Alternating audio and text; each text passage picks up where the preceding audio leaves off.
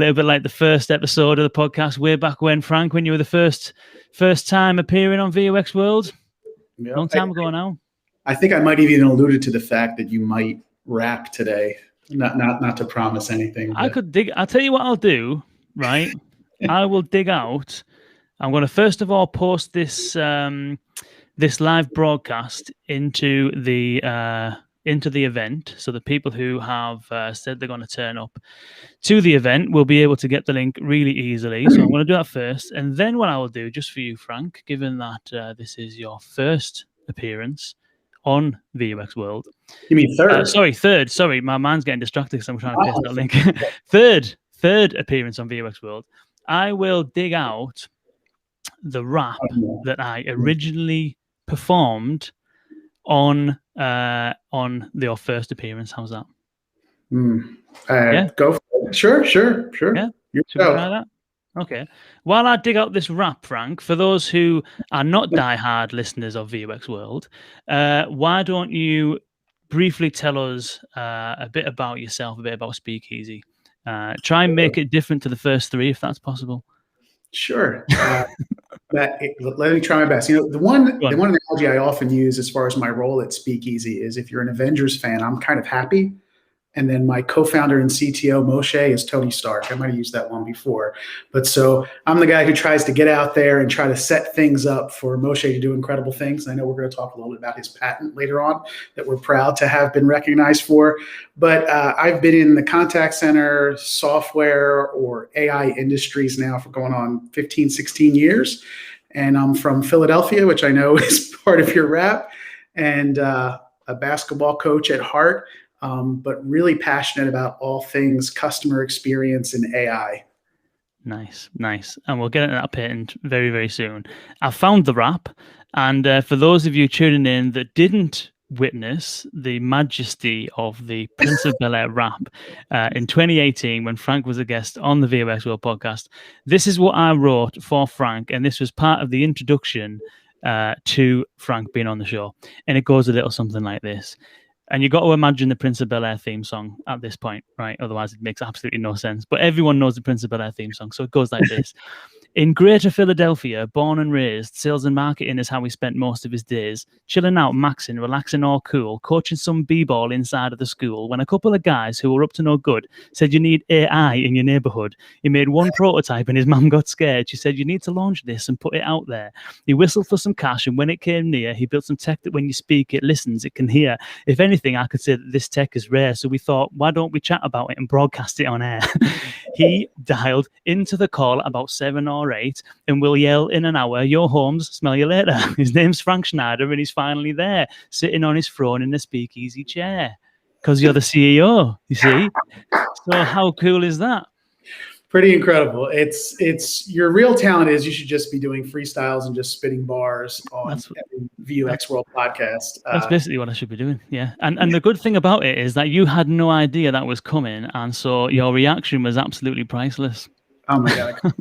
I probably turned 3 different darker shades of red there. I'm embarrassed again, but it was incredible. It was amazing. It was brilliant. So props to you, Kane. You're as witty and awesome and smart as always, but I'm happy to do it for a third time.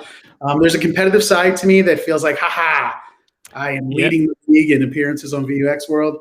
But just honored to be with you again and happy to chat. So much going on. There's so much good stuff to dig into. There's a lot. I can't think of anyone sharper that I'd like to talk about it with than you, sir. Nice one. I appreciate that. And to commemorate your third appearance, you reminded me that you are actually the very first person ever to have appeared on VUX World 3 times. And I think everyone who, I don't know if you follow soccer as it is in America, but if you score 3 goals in a football match, you go home with a match ball, you see. What's that? And in hockey, it's a hat trick. So you kind of throw your hat onto the ice. Well, to commemorate your third appearance on VUX World, Frank, I am going to get one of these done and post it to Philadelphia to commemorate your hat trick. How's that? I am going to rock that. I am definitely going to wear it on calls. No doubt. That is to say thank you. Around the neighborhood, thank you. Exactly. And it's to say thank you, because you have always been a supporter of VUX World. You always speak very highly of what we do at VUX World, and so I appreciate it. So yes, I'm going to do that. I'm going to get you a cap, a VUX World cap that can go nicely on your bookshelf there, which would be pretty cool. But anyway, celebratories aside, you mentioned there's a hell of a lot going on. There is a hell of a lot going on. There's a few things I want to get your opinion on that have been happening lately. Zoom have acquired Five9, Unifor have acquired Jakarta.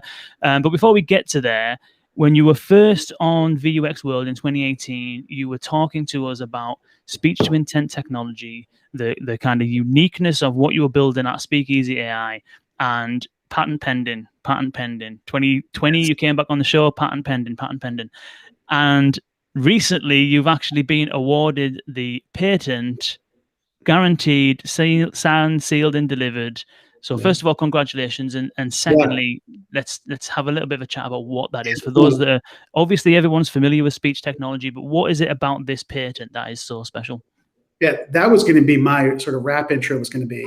Fellow Americans, so you know this song? As a living testament and regulation history in the making. We really have to reintroduce ourselves now. So having said that, thank you, Jay-Z. History in the making. That's classic. Beyonce, I heard him and Bay were coming. Yeah, so we're really excited. The pending is gone. The USPTO granted us our patent. Moshe Viazan Reyes, MVR, is the inventor, my CTO and co-founder. So props to him. He's done an incredible job. And, you know, it's always been about, for us, trying to solve real problems with AI. You know, I often joke that for me, I'm going to date myself, it's C3PO. For Moshe, it's Jarvis. No one ever typed to C3PO. Everyone always spoke to him.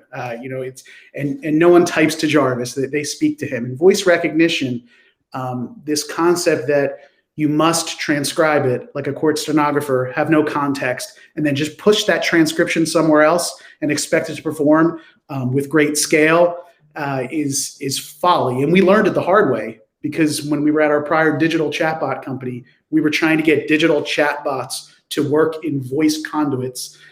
Surprise, surprise, that's one of the themes today, right? Digital transformation being about voice. But we were trying to get these digital chatbots to work in IVR, or get them to listen to call center agents and provide suggestions. And using transcription alone wasn't working. So necessity being the mother of invention, or whatever cliche you want to use, Moshe had to find out his own path. And, you know, the hypothesis that we had as a team was that you need to be able to have multiple powerful pipelines of understanding in your speech recognition to both. Oh, did you drop, Kate? I did. I've made you full screen. I thought you were on a roll, so I'll make you full screen.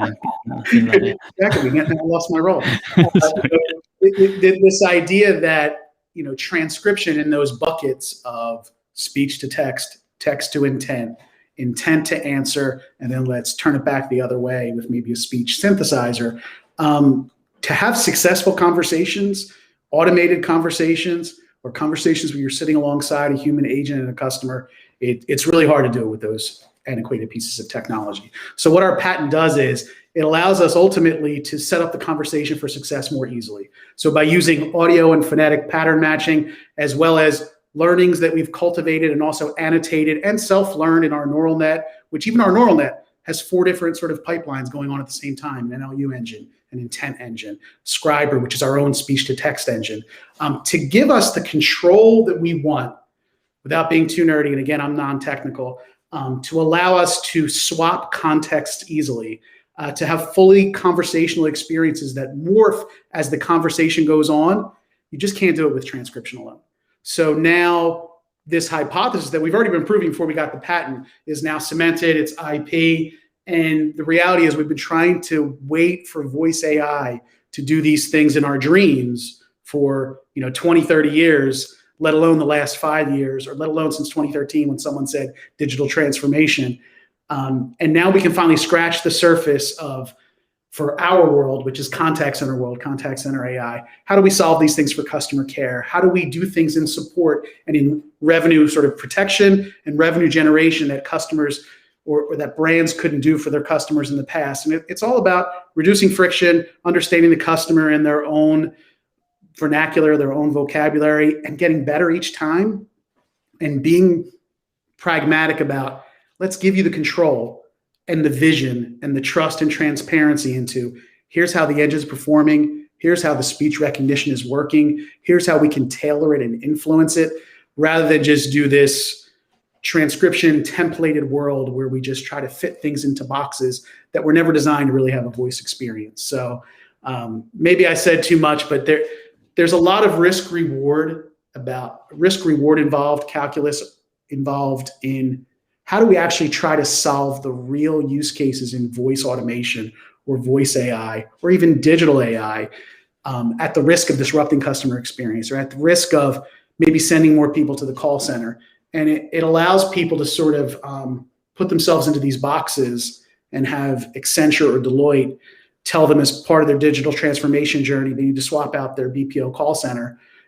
For us, there is a technological approach that gives us a leg up in then looking at these customer experiences because, if you ask our customers, speech to intent sounds cool to them, but what they're more sort of focused on is, a customer's allowed to come in and we know who they are, what their rewards profile is, and we can book a reservation for them based on that, and also incorporate their preferences and just make it easy for them because customer isn't thinking about channel. So speech to intent gives us those conversational powers. It also gives us those cross-channel capabilities.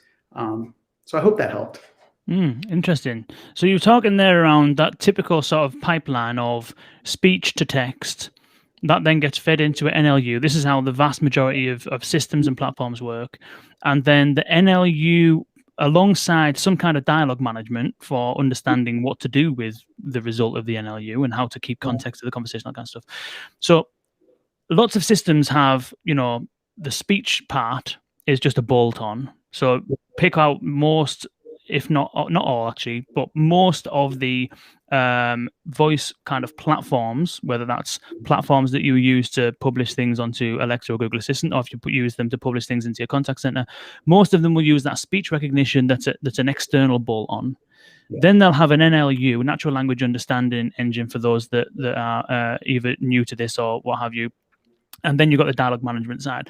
So what you're explaining there, as you're talking about this neural net and you're talking about speech to intent, you've got the NLU that seemingly works very, very closely with the speech side of things itself. So does this patent, and then you were talking then about managing context, which is usually what that kind of dialogue management does. So is this patent the whole thing end to end, the speech to intent, which is like the speech recognition and NLU, plus the kind of the management of the conversation, like when so-and-so says this, do that. When they say this, if they said that before, do this. Is it the whole thing, or is it purely on the speech to intent kind of speech recognition NLU side? It's the whole thing. Essentially, our thought process is transcription has value. Transcription has its place because it's easy to show a note, like a court stenographer, a text-based representation of what's occurring. But it does not or should not be the primary driver in understanding for a real-time engaged conversational flow. All of those other elements that you mentioned must be in play. And we feel like should be in play sooner so that transcription isn't the gatekeeper to conversational logic, entities, contexts, and that interplay. So for us, the patent, even though it's called speech to intent, it allows us to incorporate all of those elements in a way where we can weight things appropriately, see what's performing, what's not performing, and have it get better over time in really meaningful ways. We have our own speech to text, but we're not precious about it. If someone says use Google speech to text as part of your, total engine, as part of that speech to intent sort of pipeline as one of the things that's going on, we'll use it. Fine. We like having our own because, speech to text is at this point a commodity. It's, it's almost human parody out of the box. There's open source things you can grab. So we have our own to give us control and power as part of that full kit. But really it's about context and context swapping and conversation flows that are actually natural and that you can have vision into and control into. And it's not sort of, more of a black box type of thing or a decision tree based thing or, an Amazon skill or what have you. We want to give you more power and control into that. So I think you did a really good job of breaking down the different pipelines that are all in play at the same time. And you see them in action in our kit in what we call Nerve. Nerve is our neural net product. That's just our proper noun. And within Nerve, we have Scriber, which is our speech-to-text neural net. We have our NLU neural net. We have our intent neural net that's also incorporating Sky, which is our conversation manager, where you're building the conversation logic, and you're doing things like maintaining entity and relations. How are cities and states related to hotel names, related to specific locations or points of interest that are near it. All of that, we want all of that context. We're vigilant about it. We want it on the line at the beginning. We want it to be more unstructured. The promise of voice AI has always been, it's like, I'm going to date myself, like that old Seinfeld skit. Why don't you just tell us the movie you'd like to see? It's not supposed to be linear. It's not. As soon as I hear a voice prompt that says, you can talk to me by saying things like X, Y, Z, I understand there's an adoption curve there, and maybe I'm being too crazy or forward thinking, but I'd rather just treat it like a human. How can I help you? Can you just tell me what you need and learn from there? We want it to be natural.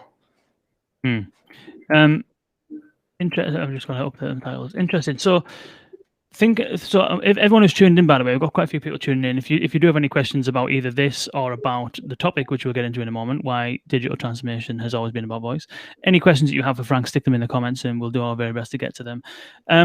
So that gives us a good understanding of, and we will get to that discussion in a moment, that gives us a good understanding of the details of the patent and kind of like the back end of it.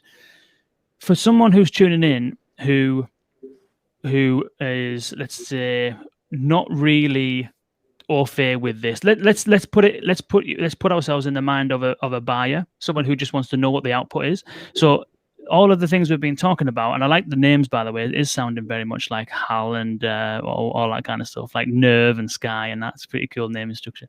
But what's then the output of that on the front end? If you're a customer calling a company, or you're let's say that you call your travel agent or hotel or whoever it might be, what are some examples of some of the kind of experience, the customer experience side of how this patent differentiates what Speakeasy do versus what people are accustomed to understanding?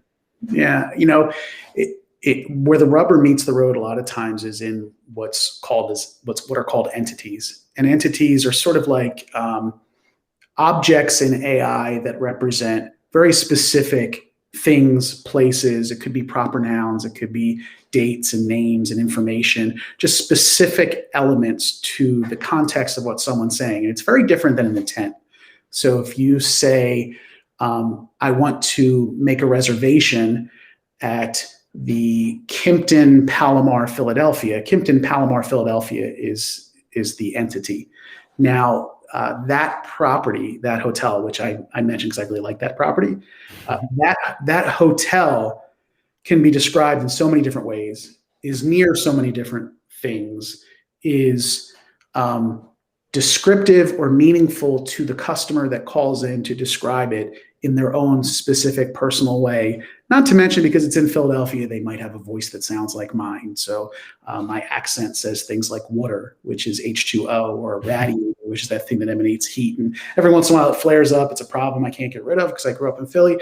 But so when that person calls in on a low fidelity environment, cell phone with kids in the car, and they're trying to book a room, there's audio elements and there's contextual elements that might make transcription not work to identify that hotel, that entity. And booking a reservation, the intent, that's really meaningful. It's really meaningful to get that intent right. But where the rubber meets the road again is on that entity. I have to know what hotel they're talking about, and then the whole world opens up to what we can do. And because we are able to better understand people describe that and pre-digest the way my Philadelphia accent described that property and said Palomar, it's going to go and fetch that information from these information silos, like through an API, to say, hey, are you talking about this hotel? And it might sound hard or sound easy, but it's really difficult to do that with traditional systems. It's why you don't see these really complex conversation flows in IVRs. IVRs right now, inbound voice calls, they're handling, the things they always have: outages, updates, payment updates, maybe check on an order status. But even then, try to have them understand your number sometimes when you describe your number, that there's some challenges there in low fidelity environments as well. Again, it's the entity capture, unless you're very sort of granular or specific about the way you describe it. But anyway, so end user, it means we can actually book a room at the right hotel at the rate the customer wanted, recognizing their preferences from prior stays. And maybe that call never had to touch an agent. Or maybe because of the engagement, it should touch an agent, because that agent is going to offer a promotion that the AI was aware of, was available through this third-party vacation entity. That's a fun case, and to sort of dabble a little bit or tread water into the overall topic that we had, digital transformation and its play with voice. There's a couple of different branches that I think can be teased out there. But one is, ultimately, if this is all about engaging with your customers in new and exciting ways, and if it's all about reducing friction, modality doesn't matter. It's more about the use case. Channel doesn't matter. And digital versus voice, it's all engagement with your brand. So if you're set up properly, digitally and with voice, and I think that's where AI has a real role to play when done properly, it doesn't matter. And it might be a hybrid approach. There's a portion of the contact that is digital. There's a portion of the contact that's voice. And voice doesn't necessarily mean human, automated voice. And then maybe a human comes in to finish it off for whatever reason, because it makes sense for the business use case. People haven't thought about things in those terms. They've primarily been thinking, even from a customer experience perspective, it's either self-serve or get it to an agent.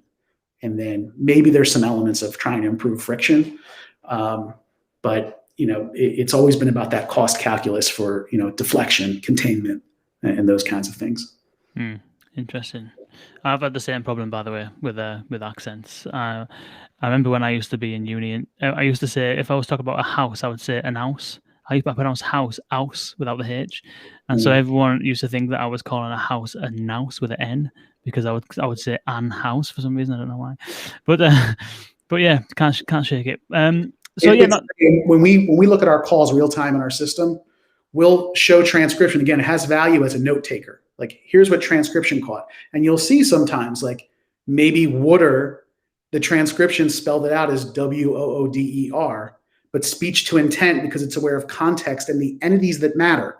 Well, maybe he's calling about his water bill. So because he's calling, or I don't know how you normal people say it, water, whatever it is. Right? Water. I say water. Well, if he's calling about his water bill, in the context of calling the water company, the utility company, that's all that matters. So speech to intent is going to work there.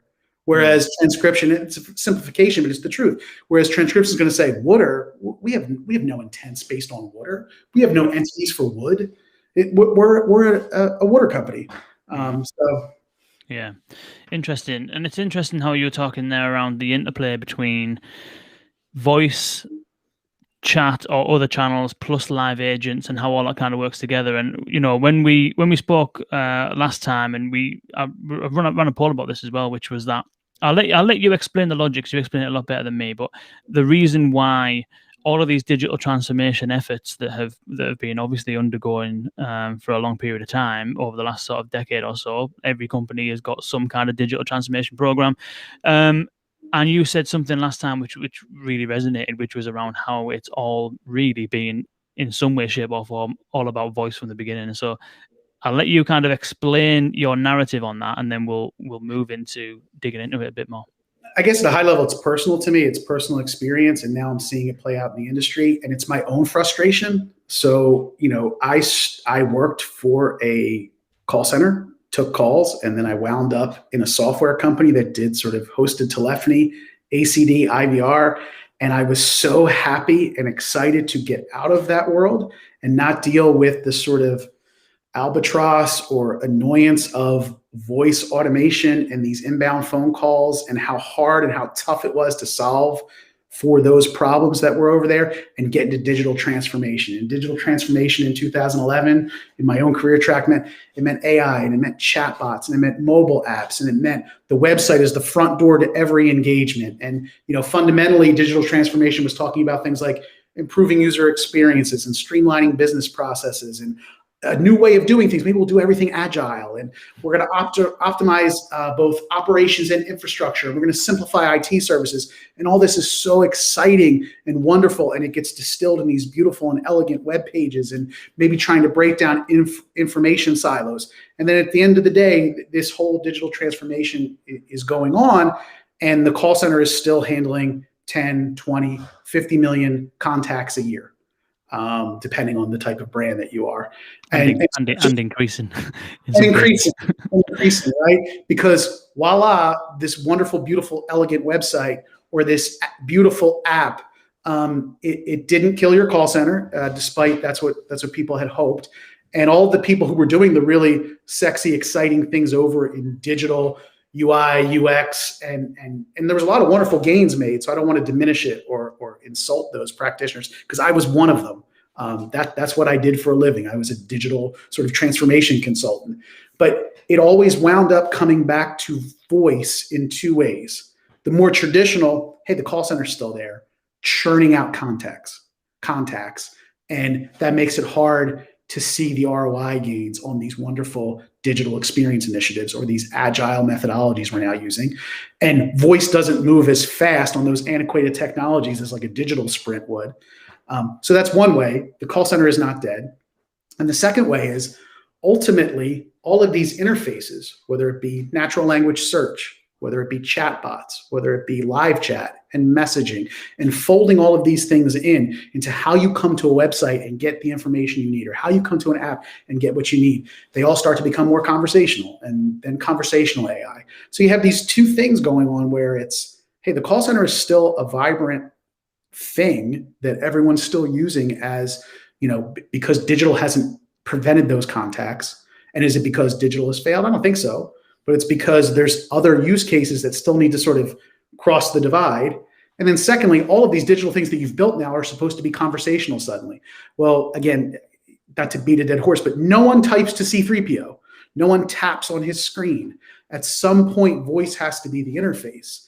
And, it's funny. I even think about VUX World a couple of years ago, Kane. 3 or 4 years ago when we first met and we started working together, it felt like everyone in your world was about Alexa and smart speakers and how do we set all these things up so people can, and then everyone realized, wait a minute, before we even get there, there's all these other voice interfaces that need to be fixed or optimized, or where the people are trying to get things done, we need to make it more seamless. We need to make it more intuitive. We need to help with the voice conversations between brands and customers that are going on right now. And some of that for us is even when it gets to a human.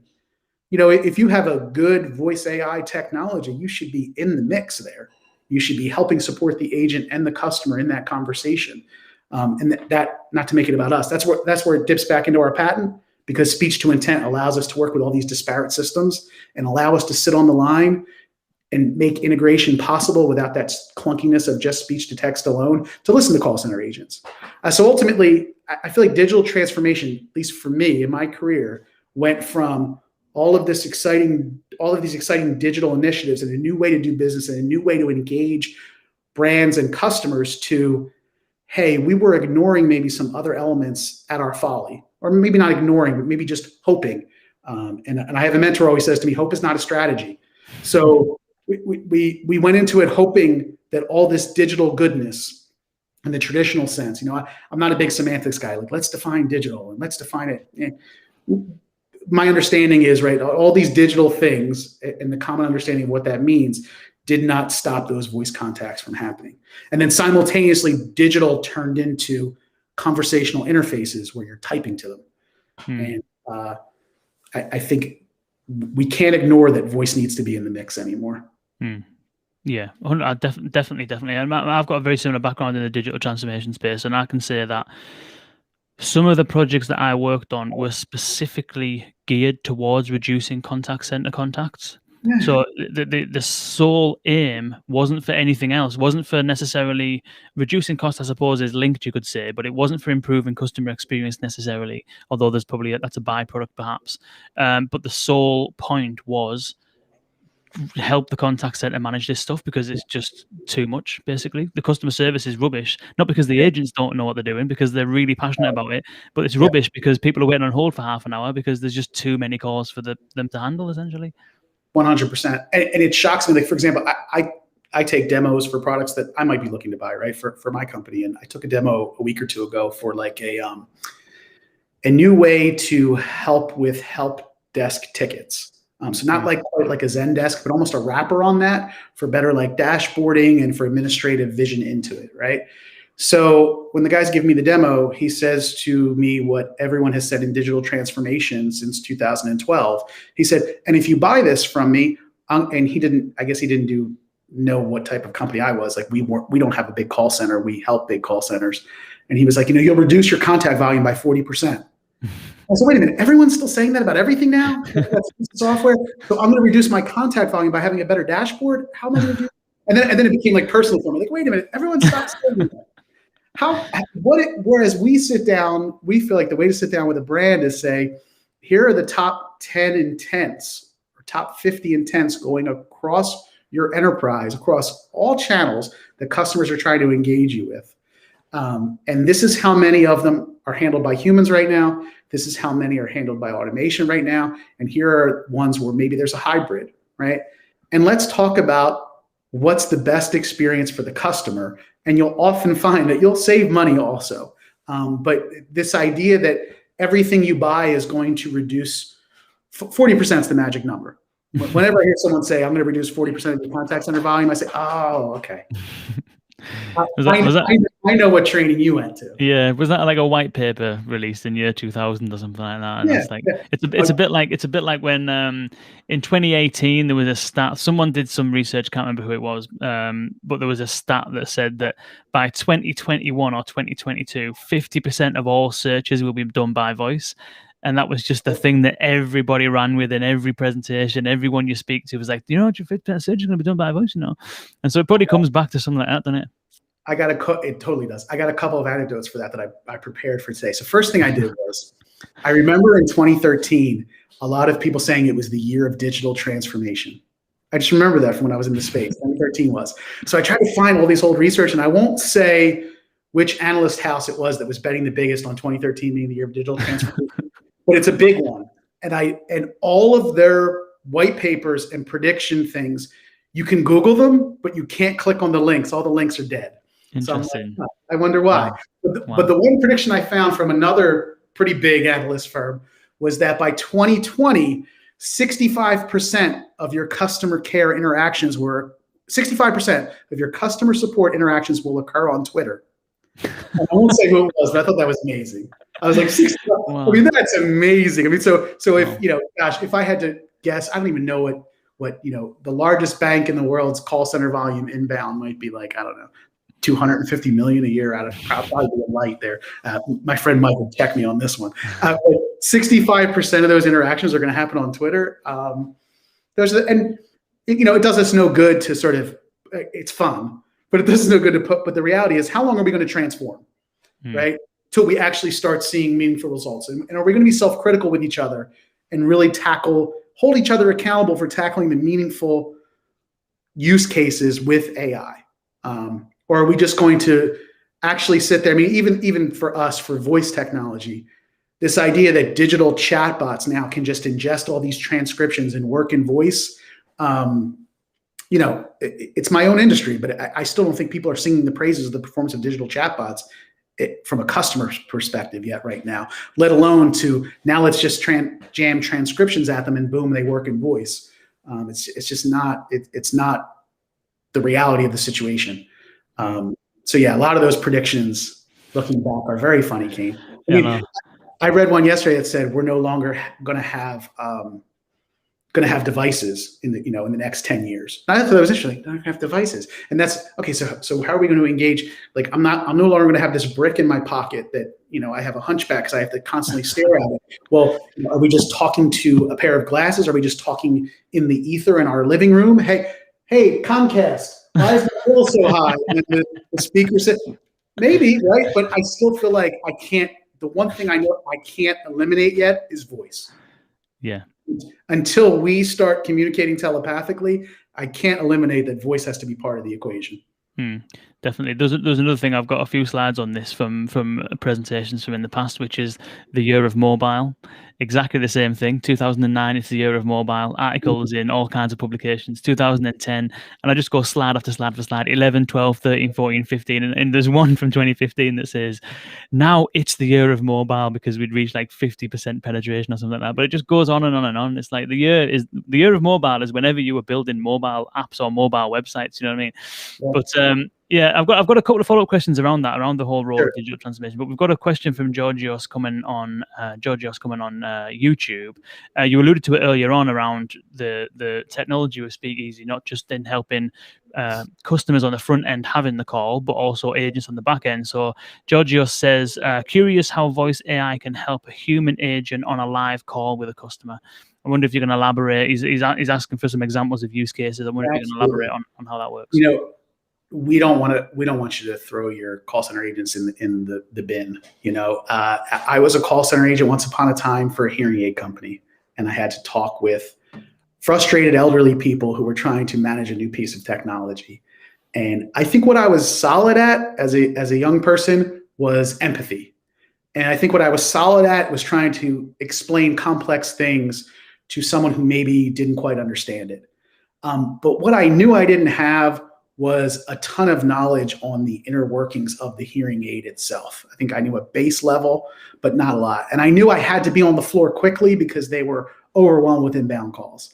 And so with that as sort of my own personal use case, voice AI can help human agents get on the floor faster, because what humans are great at is empathy and soft skills and listening between the lines and understanding what a customer really wants and needs from a sort of human emotion perspective.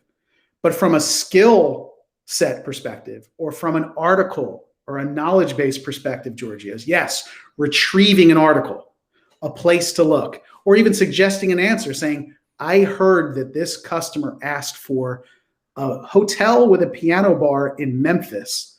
And before you've even looked it up, I've taken those parameters, and for the sake of average handle time, here's the only property that has a piano bar in Memphis. Do you want to ask them to book that one? And then you can figure it out from there. Hey, you can ask them additional preferences. We can do suggested next best actions. We can even do some kind of QA, QM. We can prompt the agent to say things like, hey, you call into American Airlines and you're an Admiral Elite status. Remember to tell them that, right? We appreciate you flying, however many million miles a year you fly. Recognize that and maybe offer them a promotion. So it's everything from providing answers, suggested answers, next best actions, cross-sell, upsell, supplementary knowledge base articles based on what the voice AI is hearing the customer present. And as well, we can flip that on the agent side. So we can do things like measure agent satisfaction, QA, QM, quality assurance and quality monitoring to sort of make sure that the agents are being properly supported. But ultimately, we like our engine to be doing both. So that way, as the call center agent interacts with the customer, anything that goes on in that engagement influences the neural net for the learning and performance for anything that's customer facing, anything that's autonomous or self-service. There's a brand that we're consulting with right now. And I think I love even the way they've done their titles in their organization. They have a division where the person who's in charge of this division, his title is something like Head of Employee and Customer Tools. And I love that in concept when I first came across it, because it was the first org I saw that, because that's what we're built for. The same thing that is helping the agents do their job is helping customers self-serve. It should be agnostic of who you're helping. It's how do we reduce friction for everyone in the mix? For your call center agents, for your customers. Your customers want to do a few things. They want to sign up, and enroll in something. They want to use it. They want to pay for it if it requires payment. They want to report a problem and fix it. They want to maybe return something or know when it arrives, and they want to cancel or end. And that's pretty much it. Those 5 things are pretty much what they want to do. And that crosses every channel, and that crosses human versus automation. And at every moment, you should be trying to have all of these things know what the other thing is doing, the other technology stack or solution, the other call center agent, so that it gets better every time. So every time the customer wants to pay for something, or every time the customer just wants to use it and enjoy it, whatever you can do to reduce friction, you can do. So if that's digital transformation or that's voice AI, that's ultimately what we're trying to do, at least in our world. But yeah, we feel like it's a necessity, and we love when we get to that point. Our deployments frequently start in voice because IVR has so much low-hanging fruit, and there's just so much room for improvement, and it's the front door for still the bulk of contacts. Then usually we wind up being voice front door, and then we wind up being digital front door. So let's front sort of the first place where you want to contact someone or need help on a digital web page or in the mobile app or in messaging. And then once we're the front doors, then we're excited to get to the agent side. Okay, now we've escalated, because not all escalations are made the same. There are design escalations for reasons. There are intentional business reasons why you want a human on the line. In banking especially, when it comes to fraud and compliancy. But it might just be because of a certain status of the customer. We want to be there helping. Interesting. You made it sound so simple there, Frank. There's only 5 things people want to do. I'm sitting here thinking, I don't know what all the fuss is about. It's really, I just try to remind myself that.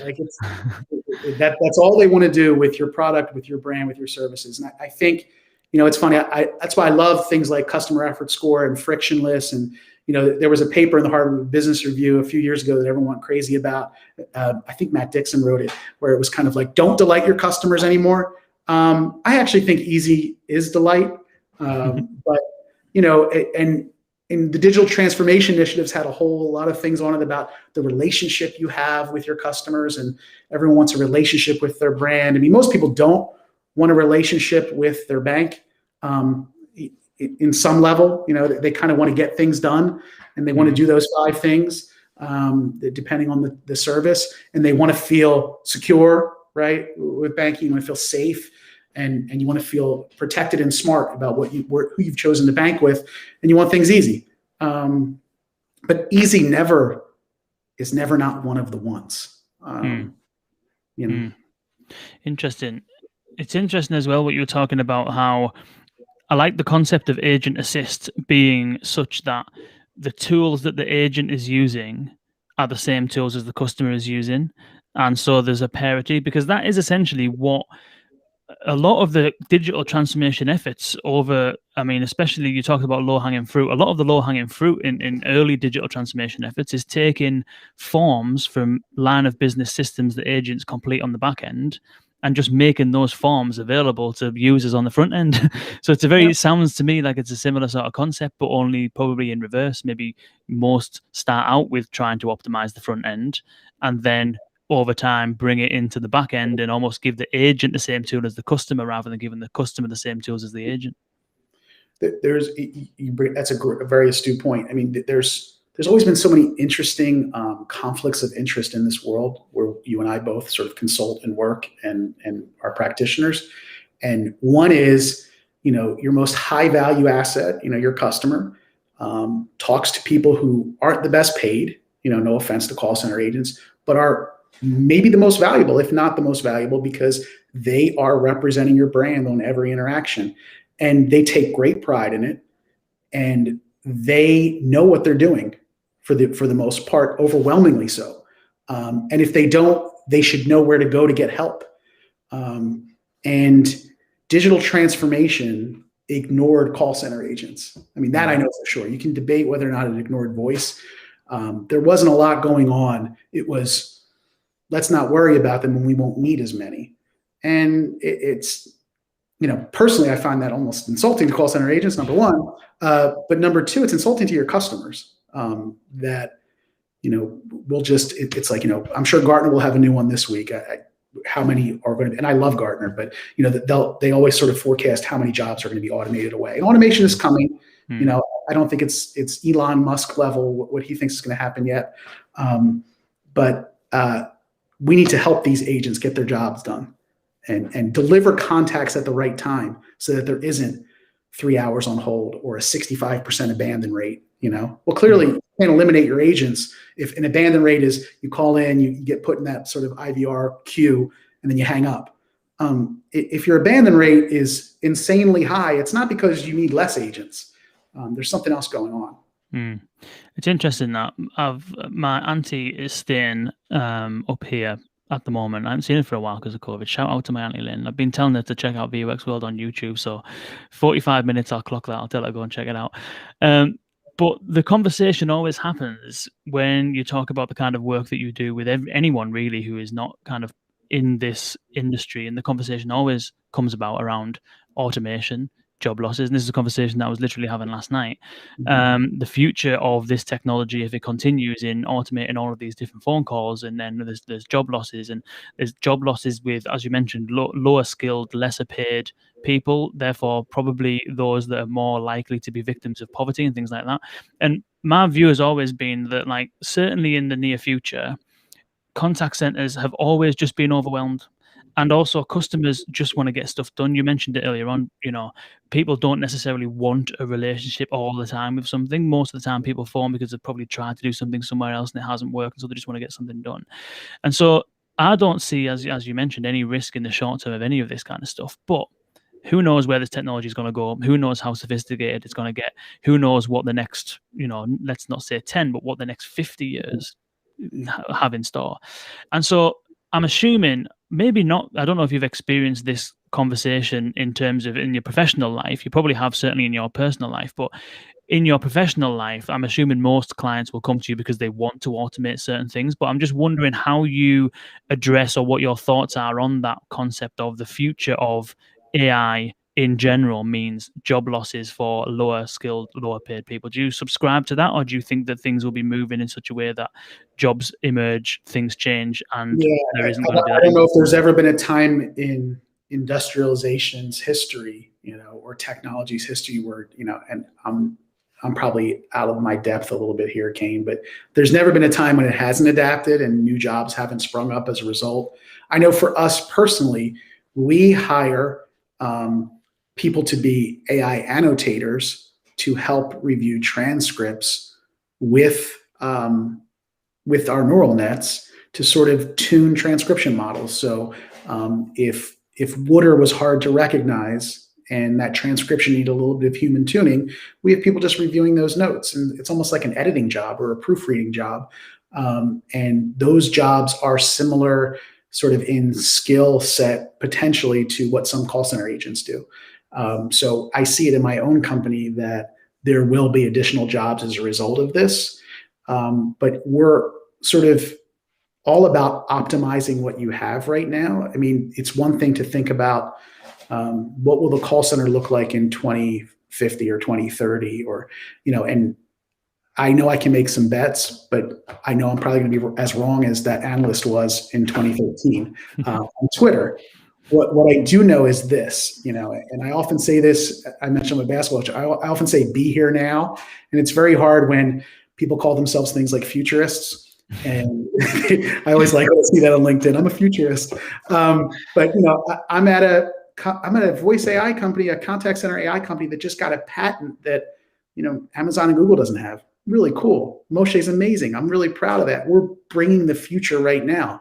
But what we're solving is problems that aren't that old. That aren't that new, that are older problems, and the problems right now. So right now, contact centers are drowning. They're drowning in inbound volume. I mean, literally drowning. They have way too many calls that they can handle. And they've been digitally transforming for 8 years. So how do we fix that? And that's what we're focused on fixing right now. And that's why we're not ignoring the agents or saying replacing them. They can't all be tossed out the window. They need to be optimized. They need to be helped in sincere ways. And you need to have a holistic strategy across all channels. It's funny, I'll give props to Nancy at Frost & Sullivan. I feel like she was one of the first people to really hone in and hammer into omnichannel back in, around the same time as digital transformation, maybe. And she got it right. That's omnichannel became less exciting, and now this year it's no code, low code, which would dovetail into the Jakarta conversation. So it's, there's always a new thing that people glom onto and then say that's the thing. But omnichannel really was the thing. And maybe people are tired of talking about that, but the ability to come as you are and conversationally interact with any kind of digital voice or automation tool to get those 5 things you needed done, it has to be omni-channel. And what we found is that we might have the bleeding edge and one of the coolest voice AI techs ever invented. But what it's opened up is this omni-channel orchestration that people were trying to do methodology-wise in different ways. And now we're solving problems that are, 7 years old, needed to be solved then. But that's okay. I'm happy to solve those problems. Interesting. Damir, we will come to your question. It's one a little bit about the future, so we'll maybe just come on to that in a little short while. But it's interesting there. You were mentioning, when we talk about job losses and stuff like that. Another thing I was thinking of is maybe perhaps some of the reasons why some of these digital transformation projects and programs and initiatives maybe haven't quite gone to plan, haven't had much of an impact on the call center, and therefore where maybe the future of the call center still is going to be largely human led. Is that because the call center tends to handle the extreme long tail?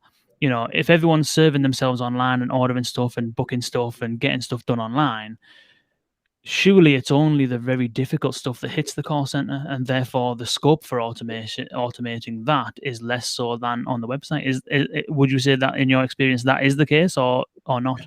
That's what we start with to try to flush out. So you teed me up perfectly on that one. I mean, that's why we often start with what we call, at least at our company, a listening proof of value, or a listening phase, where we get our AI at your front doors, both digital and voice, and we just listen or watch, but especially in the voice, we listen and we try to hear what's going on, even if that's agent side as well as sort of utterance, and we take off the barriers.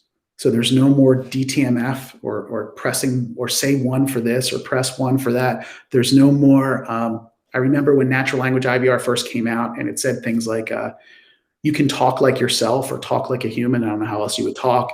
And you can say things. You can say things to me like, pay my bill. Well, we already could have done that with press 1 to pay my bill. So we really haven't made the gain. But in your own words is a good one. In your own words. Do you mean you think I've got my own language? But how about if we just build some trust and say, hey, you called us. We know why you called us. You want to talk to somebody. And before we get you to talk to somebody, tell us what you want. How can we help you? Just no barriers. Let's open up the floodgates and see what you're really saying. Or let's listen to those agent calls and watch and monitor that at the same time. And so then what we get to is, to your question, is how much of it is long tail, it'll never be automated, and how much of it is, oh, wow, we should have been automating this already. And there's a little bit of both, but then there's also that hybrid. There's that this is something that we want a human involved with, but it could have been less painful. It could have had reduced friction if we collected some information before we got it to the human to tee up both the agent and the customer and prime them. Or it could have also been sort of, hey, we tee them up and then we stay there with the agent because we know this is going to be a hard one to handle, and we can provide some additional suggestions based on our experience. That's what we're trying to do. So it becomes sort of this blended look at, hey, there's some things you want to automate there, and believe me, there's plenty that isn't being automated that could be. But there's also a lot where, yep, we're just going to send it along, but how can we still reduce friction there? How can we still make it better for your brand, for your customer, for your agents? And that's what we're trying to do. Interesting. Damir, I'll come to your question. So Damir is asking, what's next? Has there been any efforts where voice AI is invoked, for example, in an app to add more context to search? There is some tools, specifically, Speechly and others that are focusing only on search in apps. But in terms of your sort of approach to this, Frank, you've mentioned, you mentioned chat a couple of times. You've mentioned omni-channel a couple of times. Obviously, apps, part of the omni-channel kind of mix. I don't know what your thoughts are, whether you've either worked with voice and apps, or your thoughts on where the future of voice-enabled apps and voice search and all that kind of stuff is headed. Yeah, we have more experience with digital apps, right, and digital AI or type to it AI, but we want to do more voice AI. I think voice AI right now, where it is as far as the marketplace, like you mentioned, there's some niche vendors that are trying to voice enable apps, But ultimately, how you go about doing that is always going to be based upon can you get out of the ecosystem or the front door of the Samsung device, the Apple device, sort of, when you press that microphone button to send someone a speech to text where you dictate to your phone, you have to sort of voice enable that app in a meaningful way that you're not governed by the device itself or governed by the parent company or parent software of the device. So I think the future is, customizable language front ends that can be deployed in apps. I know some companies are doing that. It's not a focus for us right now. However, we can do it. So if we can just not use the phone's speech rec and just be voice embedded within a brand's apps, we can bring all that voice AI goodness that we do in the IVR, or that we could do in Amazon if we're not using an Alexa skill and using actually our ASR, or that we could do in Agent Assist. We could bring it to the mobile app. But right now, at least for us personally, we're not doing any of that yet. Interesting. So talking about the future then, there was a couple of things that has been, press releases and whatnot over the last couple of weeks, some of which seem to make sense, some of which have caught a few people a little bit off guard. I suspect the industry kind of were expecting something to happen. So Zoom have acquired Five9, first of all, and that was something that there was rumors of. Say again? I said, that's the massive one, right? That's yeah. Well, everyone was talking about Zoom potentially acquiring a contact center, entering into that kind of enterprise sort of space. The opportunities for everything we've been talking about, voice AI, automation, all that kind of stuff, it's huge in there. What are your thoughts on that kind of acquisition, and what do you think the future holds? What will Zoom do with Five9, in your opinion? Yeah, and it's funny, as much as Zoom was the acquiring company, it's also what will Five9 do with Zoom in a way, or do with Zoom's customers. For me, I've known Five9 for a while, been in this space for a while, and use Zoom. So I know in Zoom, my gosh, the explosion is ridiculous. I mean, Zoom is a verb, right? It's like Googling something. My daughter say, "Daddy, do you want to Zoom?" Or "I got to Zoom this class." So once you're a verb, once you're that common, game over. it's pretty much game over, right? So Zoom is a verb, and that's why Five9. I mean, if you look at their cap table and their market cap and where they were at, they kind of sold at a discount, even at $14 billion, from what they could have done on their own. But they just essentially opened up a Rolodex of a brand that's a verb. So now they have access to all of that. So I think Zoom had to make a bet that the contact center market was something to go attack. I'm sure they wanted to do cloud, of course, right? So, when it comes to true, that tier of experience, breadth, and power in CCaaS, or cloud contact center, there's only a few players they could have bought, and I'm not, I think, so the three I would have guessed, if you said Zoom's going to buy one, this is probably saying too much. I would have guessed InContact, who NICE bought not that long ago, it seems. I would have guessed TalkDesk, and I would have guessed Five9. Those are the three I would have guessed. And Five9 makes the most sense to me, just knowing the industry without getting under the hood too much. NICE and Contact, I think, are trying to make different bets potentially, and are structured a little differently. And TalkDesk, I think, is trying to be their own decacorn still. I think that they're trying to go really, really, really big, and they're not ready to step under Zoom's umbrella. They might rather do kind of what, there's a smaller one called LifeSize that bought a company called Serenova. LifeSize is like a smaller Zoom. Serenova is like a smaller Five9. And that had already happened, the year prior, but it didn't get the noise that this got, obviously, for obvious reasons. So we'll see more of this, but I think it's a great move for both. I think it's really cool. I think what both need is a better AI play. That's the only, I won't talk about the AI thing that Five9's bought the year prior, which, I know a little bit about. But yeah. Inference, wasn't it? They acquired Inference, didn't they? Yeah. Yeah. Yep. Interesting. I don't know too much about Inference. I was familiar with it, obviously. I hadn't seen it, hadn't experienced it. But obviously, all the contact center providers have been going on that rampage of acquiring some conversational AI capabilities. So, yeah, I'm not too off here with that particular acquisition, mine. Yeah. But it's interesting. We'll see how it goes. And the other thing that I think it might have even been this week. I can't remember if it was this week or last week. Days ago. Yeah. Was it a couple of days ago? Unifor and Jakarta Yeah. Unifor acquiring Jakarta. So I know you are friendly with Mike Haston. I think you used to work with him. You worked at Jakarta. Yes, sure, yeah. Yeah. And, yeah. So it's funny. I know both these companies, one very well. So I don't want to say too much. What I will say is I found it interesting the way Unifor marketed the acquisition around sort of low code, no code. Very much RPA play as well, wasn't it? Yeah. So, whereas I feel like Jakarta has a wonderful legacy, standing business and credibility in agent desktop solutions for call center agents. Some RPA in there, but not RPA like a UiPath or anything like that. They have a nice portfolio of a few clients that you'd want. And I think Unifor will learn a lot from deploying within Jakarta's clients. But yeah, so it makes sense. It definitely makes sense to me. It makes a lot of sense to me, knowing both companies.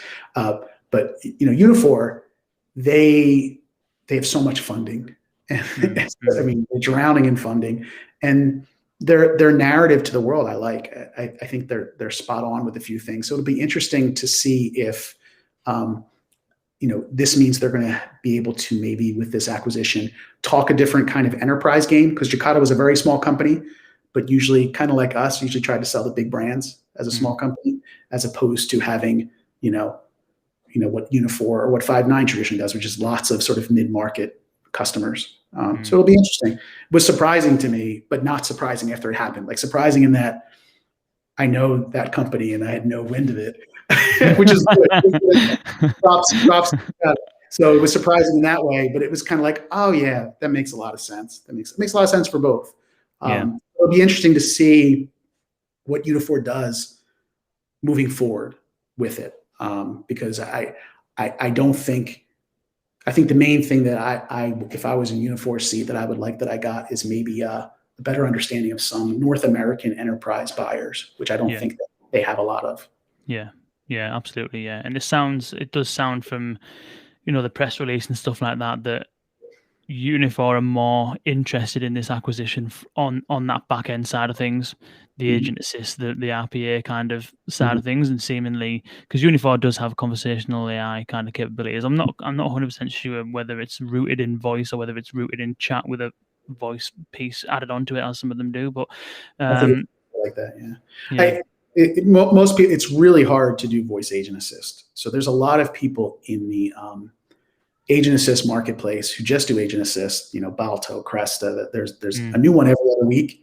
And digital is very easy. It's like monitoring a chat, right? So it's typing, right? It's very easy to do digital. It's really hard to do voice, not just from a technology standpoint and understanding standpoint, but especially from an integration standpoint. If you're not an all-in-one voice kit, there's a lot under the hood to listen to an agent and a customer have a conversation, let alone understand it. And that's why that's one of the places we made our bets, because we think we've solved some of those hard, heavy lift elements. But usually if we see an agent assist company or an agent assist product, and it's mainly digital, and they say, oh yeah, but we do voice too, it's usually because that voice part's really hard. So not to say that I don't believe them, I'm just saying, for buyers, you probably want to get a real use case and know about a deployment in voice. Yeah. You mentioned Bolt. We're going to have them on the podcast in the next couple of weeks, actually, which is going to be interesting, delving into cool. Yeah, it looks quite cool. Watching it. Yeah, cool. Wicked. Well, that is absolutely fantastic, Frank. As ever, this has been an absolute pleasure, full of bags of knowledge, bags of enthusiasm, and bags of insight. So I really, really appreciate it. And don't forget, after this, send me your address, because I will mail you a VUX World cap to say thank you very much for being the only guest so far in the 3.5 years we've been doing it to get your hat trick. So thank you. I'm so honored. I'm grateful to ever have crossed paths with you. I consider us friends now. The other thing is, you're really doing the real work out there, trying to connect these dots across vendors, practitioners, everything. So keep doing what you're doing. It matters. And thanks. I'm honored that you let me come on again, and 3 times. Someone's got to try and catch me. Let's go. There's only one other person, I think. Bob Stolzberg has been on twice. So maybe he's might be get on the blower this week and see what's going on. But I don't think anyone else has been on twice before. So I think you're out in front. You haven't got many behind you. You're like Gary Lineker, well out in front. Love it. Thank you, Nice. Kane. I appreciate it. Appreciate it, Frank. And thank you everyone for tuning in. Thank you for the questions. As always, I can't remember who's next week. I never have it queued up, but we do have Bo coming on. Genesis, we've got coming on actually pretty soon, which is going to be really interesting. So yeah, we'll keep doing what we do.